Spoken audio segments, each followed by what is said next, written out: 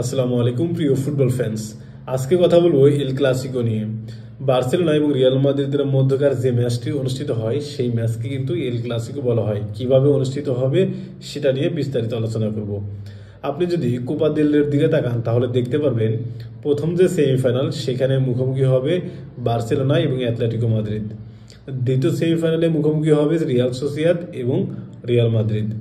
প্রথম সেমিফাইনালের প্রথম লেগে বার্সেলোনা কিন্তু অ্যাটলেটিকো মাদ্রিদের বিপক্ষে 4-4 গোলে ড্র করেছে নিজেদের ঘরের মাঠে।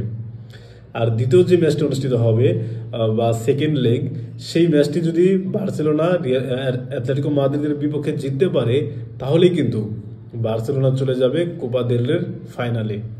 অপরদিকে দ্বিতীয় সেমিফাইনালে রিয়াল মাদ্রিদ খেলবে রিয়াল সোসিয়াদের বিপক্ষে। এইখানে যদি হোম এবং অ্যাওয়ে ম্যাচে অর্থাৎ এই দুইটার অ্যাগ্রিগেটে রিয়াল মাদ্রিদ যদি এগিয়ে থাকে তাহলে কিন্তু তারা কোপা দেল রের ফাইনালে চলে যাবে।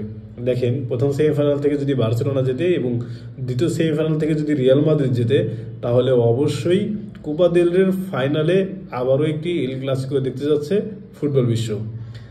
এখন প্রথম সেমিফাইনালে বার্সেলোনা জিতবে কিনা এবং দ্বিতীয় সেমিফাইনালে রিয়াল মাদ্রিদ জিতবে কিনা বা ফাইনালে দুই দল মুখোমুখি হবে কিনা, এইটা নিয়ে আপনার চিন্তা ভাবনা কি? আর ফাইনাল যদি অনুষ্ঠিত হয় রিয়াল মাদ্রিদ এবং বার্সেলোনার মধ্যে তাহলে কোন টিমটি জয়ী হতে পারে সেটা অবশ্যই কমেন্ট বক্সে জানাতে পারেন। ধন্যবাদ।